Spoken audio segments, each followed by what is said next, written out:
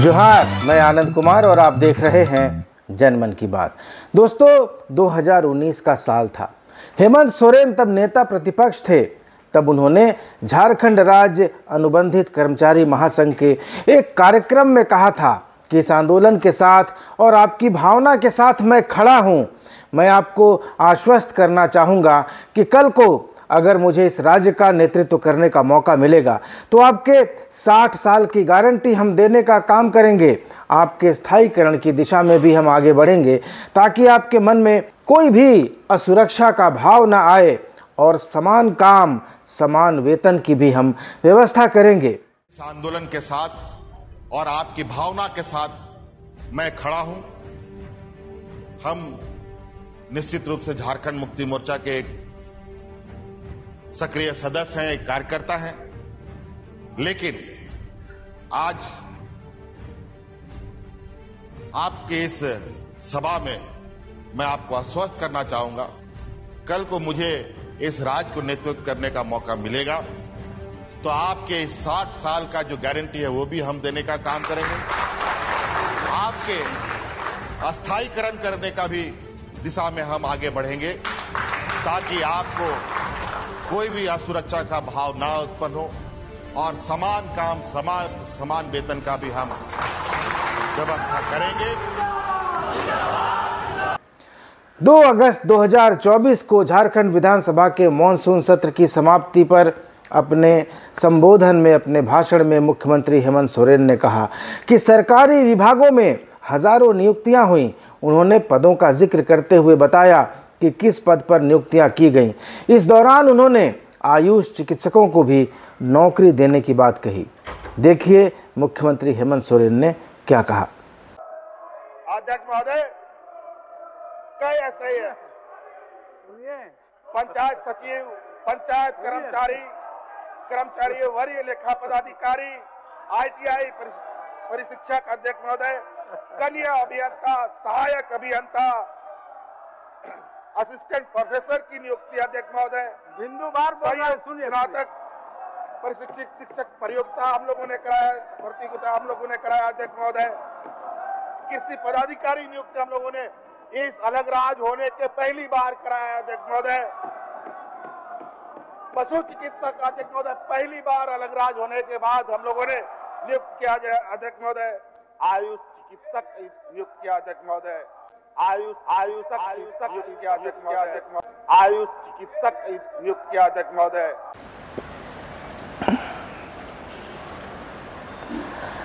दोस्तों, लगता है कि मुख्यमंत्री हेमंत सोरेन को गलत जानकारी दी गई और उन्होंने उस जानकारी के आधार पर सदन को बता दिया कि आयुष चिकित्सकों को नौकरी दे दी गई है, जबकि सच्चाई हकीकत यह है कि आयुष चिकित्सकों को नौकरी मिली ही नहीं है, लंबे समय से नहीं मिली है। और जहां तक मुझे जानकारी है, झारखंड बनने के बाद आयुष चिकित्सकों को नौकरी, स्थायी नौकरी जो JPSC JCC से मिलती है वो नहीं मिली है। आयुष चिकित्सक अभी भी कॉन्ट्रैक्ट पर काम कर रहे हैं।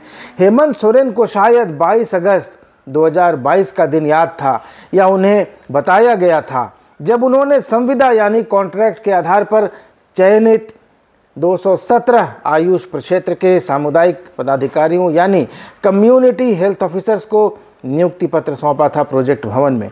इसके तहत डॉक्टरों को भी आवेदन करने की छूट थी और जिनका चयन हुआ उनमें 162 होम्योपैथिक डॉक्टर थे, 35 आयुर्वेदिक डॉक्टर थे और 20 यूनानी पद्धति के डॉक्टर थे। लेकिन इनकी नियुक्ति आयुष चिकित्सक के रूप में नहीं की गई थी। इनको कॉन्ट्रैक्ट पर कम्युनिटी हेल्थ ऑफिसर के रूप में बहाल किया गया था। और इसके बाद फिर 5 अप्रैल 2023 को रांची के राजेंद्र आयुर्विज्ञान संस्थान, जिसको रिम्स के नाम से जानते हैं, उसके ऑडिटोरियम में सामुदायिक स्वास्थ्य पदाधिकारियों के पद पर आयुष चिकित्सकों की नियुक्ति एक बार फिर अनुबंध के आधार पर हुई थी। दोस्तों, लगता है 2022 और 2023 में कॉन्ट्रैक्ट पर जिन आयुष डॉक्टरों को कम्युनिटी हेल्थ ऑफिसर के रूप में बहाल किया गया था, उसे ही या तो मुख्यमंत्री हेमंत सोरेन ने आयुष चिकित्सकों की नियुक्ति समझ लिया या फिर उनको यही बता दिया गया और सदन में भी उन्होंने यही गलत जानकारी रख दी, तो इस तरह से सदन भी गुमराह हुआ।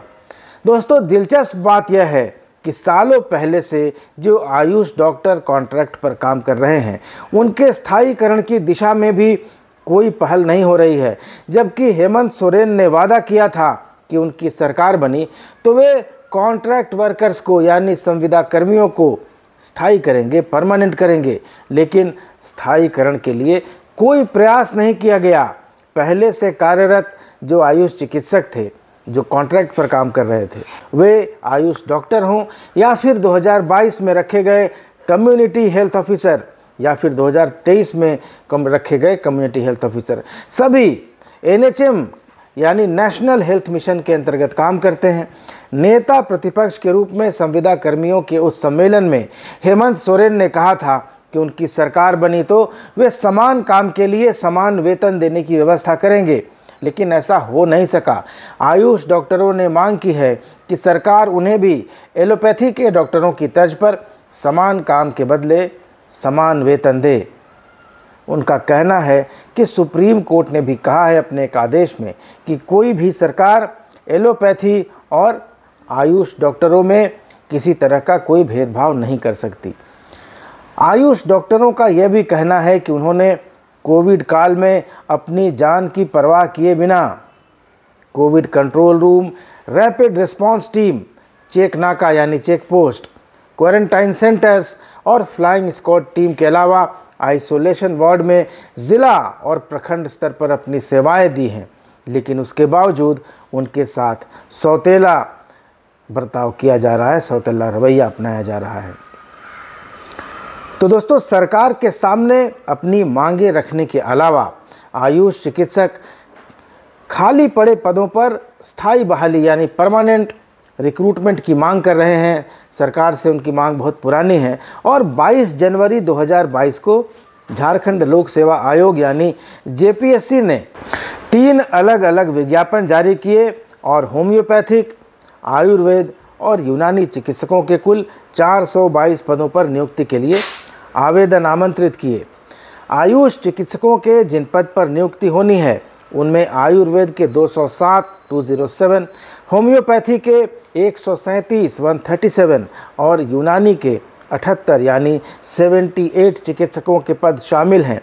यह नियुक्ति लिखित परीक्षा और साक्षात्कार यानी रिटन एग्जामिनेशन और इंटरव्यू के माध्यम से ली जानी थी। इसमें ये प्रावधान भी था कि झारखंड में अनुबंध पर कार्यरत वैसे आयुष चिकित्सक जो 5 साल तक की रेगुलर सेवा दे चुके हैं उनको नियुक्ति में प्राथमिकता दी जाएगी और इसके लिए कॉन्ट्रैक्ट पर कार्यरत आयुष चिकित्सकों को उनकी नियुक्ति के प्रत्येक वर्ष के लिए 2 अंक दिए जाएंगे और अधिकतम 5 अंकों का लाभ मिलेगा।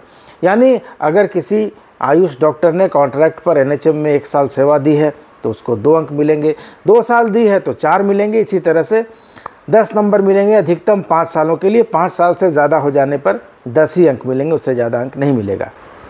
लेकिन दोस्तों, JPSC का विज्ञापन निकले 2.5 साल से ज़्यादा हो गए हैं, लेकिन आयुष चिकित्सकों की नियुक्ति नहीं हो सकी और नियुक्ति क्या, लिखित परीक्षा भी नहीं हो सकी है।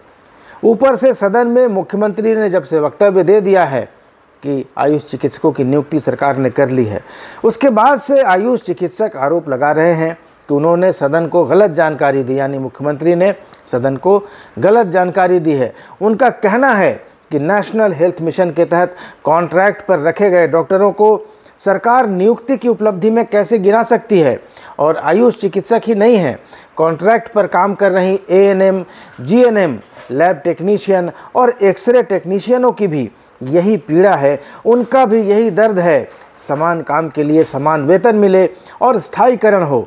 हेमंत सोरेन यही सब वादा करके सत्ता में आए थे।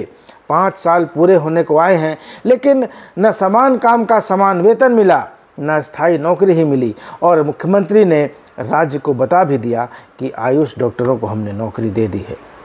तो दोस्तों, सरकार को जल्दी से जल्दी ये पता करना चाहिए कि आखिर मुख्यमंत्री को गलत जानकारी किसने दी और सदन में मुख्यमंत्री ने गलत जानकारी उस आधार पर कैसे दे दी। और जहाँ तक मुख्यमंत्री बनने से पहले हेमंत सोरेन ने सरकार में आने से पहले जो वादा किया था, तो वो वादा भी निभाए सरकार। नियुक्तियों का जहाँ तक मामला है, जेपीएससी और जेएसएससी की जो लंबित परीक्षाएं हैं वो भी अटकी पड़ी है। और जेएसएससी सीजीएल तो एक ऐसी बीमारी है जो ठीक होने का नाम नहीं लेती है, बिल्कुल कैंसर से भी ये ख़तरनाक और ख़राब बीमारी बन चुकी है। और ज्यों-ज्यों दवा करने की कोशिश की जाती है, ये सीजीएल का मर्ज उतना ही बढ़ता जाता है। रोज़ मेरे पास फ़ोन आते हैं, बाकी भी जो लोग समाचार बनाते हैं या परीक्षाओं से संबंधित जानकारी जो लोग देते हैं, जो कोच हैं या जो लोग मेंटरिंग करते हैं एग्ज़ामिनीज़ की या समाचार माध्यमों के हैं, तो मैं तो बहुत कम परीक्षाओं से संबंधित न्यूज़ देता हूं। मेरे पास अगर कोई जानकारी आती है तो मैं दे देता हूं। फिर भी मेरे पास कम से कम दिन में 1-2 कॉल और 2-3 मैसेजेज आ जाते हैं सीजीएल परीक्षा को लेकर। मुख्यमंत्री ने कुछ दिन पहले मीटिंग की थी और कहा था कि लंबित नियुक्तियों को जल्द से जल्द पूरा किया जाए। 6,39,000 परीक्षार्थी हैं जेएसएससी सीजीएल में, लेकिन ये परीक्षा अगस्त में प्रस्तावित थी, अगस्त के तीसरे हफ्ते में। अगस्त का पहला हफ्ता अब 2 दिन में ख़त्म हो जाएगा, तो तीसरे हफ्ते में परीक्षा कैसे होगी, ये एक बड़ा सवाल बना है। मैंने पहले कहा था कि संभव नहीं है कि अगस्त में परीक्षा ली जा सके। इसी तरह से बहुत सारी परीक्षाएं हैं जिनका रिजल्ट रुका हुआ है। आईटीआई इंस्ट्रक्टर की परीक्षा हुए 9 महीने से ज़्यादा हो गए हैं, आज तक उसका रिजल्ट नहीं आया है। नगरपालिका सेवा संवर्ग की परीक्षा है, उसका रिजल्ट नहीं आया है। बाकी जो परीक्षाएं होनी हैं वो भी कैसे, अब 2-3 महीने का समय बचा है, इस बीच में कैसे हो पाएंगी, ये एक बड़ा सवाल है। और इन्हीं सवालों को लेकर विपक्ष ने विधानसभा में हंगामा भी किया था, मुख्यमंत्री से वक्तव्य की मांग भी की थी। और मुख्यमंत्री ने बाद में विधानसभा सत्र के आखिरी दिन जो भाषण दिया उसमें उन्होंने कहा कि उन्होंने निजी क्षेत्र में 1 लाख से ज़्यादा नौकरियां दी हैं। और मुख्यमंत्री का ये कहना था कि अगर ईडी ने उनको 5 महीने तक जेल में नहीं रखा होता, अगर बीजेपी और केंद्र सरकार के इशारे पर, तो वे 5 लाख नौकरियां भी दे देते। तो बहरहाल ये सब तो राजनीतिक बातें हैं, लेकिन हकीकत यही है कि नियुक्तियों का जो प्रोसेस है, जो नियुक्तियों की प्रक्रिया है, वो बहुत धीमी है, बहुत लचर है। सरकार भले चाह ले, लेकिन आयोग जिस तरह से काम कर रहे हैं जेएसएससी और जेपीएससी, इसमें लगता नहीं है कि कोई भी परीक्षा समय पर हो पाएगी। आयुष डॉक्टरों का मैंने अभी जिक्र किया इस वीडियो में।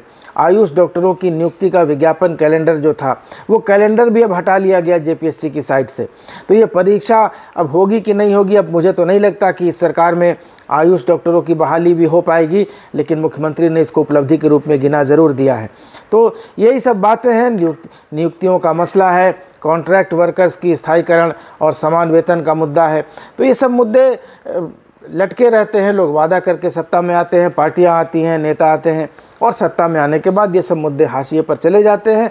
और 5 साल के बाद जब चुनाव आता है तो ये संगठन, ऐसे कर्मचारी अपना थोड़ा दबाव बढ़ाते हैं, धरना प्रदर्शन हड़तालें होती हैं, पुलिस लाठियाँ भाजती है, विपक्ष इनको लेकर मुखर होता है, सत्ता पक्ष थोड़ा बैकफुट पर आता है। यही हर सरकार में यही प्रक्रिया चलती रहती है। लेकिन जो वादा करके सत्ता में आते हैं, पार्टियां आए चाहे लोग आए, उनको कम से कम वादों का ध्यान रखना चाहिए और जो वादा जिनसे किया गया है उसको कम से कम पूरा करना चाहिए। और झारखंड के बेरोजगार युवाओं के लिए जो सरकार जितनी कटिबद्ध दिखती है, जितनी प्रतिबद्ध दिखती है, उतनी प्रतिबद्धता आचरण में भी दिखनी चाहिए, आयोगों के कामकाज में भी दिखनी चाहिए। जेपीएससी और जेपीएससी का जो फंक्शनिंग है उसमें भी अगर दिखे तो बात समझ में आए, नियुक्तियां मिले, नियुक्ति पत्र मिले, सरकार नियुक्ति पत्र बांटकर नौकरी देकर उपलब्धियों का श्रेय ले, तो इससे किसी को कोई गुरेज नहीं होगा, किसी को कोई आपत्ति भी नहीं होगी। लेकिन जब परीक्षाएं लटकी रहेंगी और सरकार उपलब्धियां गिनाती रहेगी तो ये बात गले से उतरेगी नहीं और सरकार को भी इसका लाभ नहीं मिलेगा, न सत्तारूढ़ दलों को इसका लाभ मिलेगा। दोस्तों, ये वीडियो कैसा लगा इस पर अपनी प्रतिक्रिया ज़रूर दीजिएगा, चैनल को सब्सक्राइब कर लीजिएगा। अगले वीडियो में मिलेंगे, तब तक इजाज़त दीजिए। धन्यवाद, नमस्कार।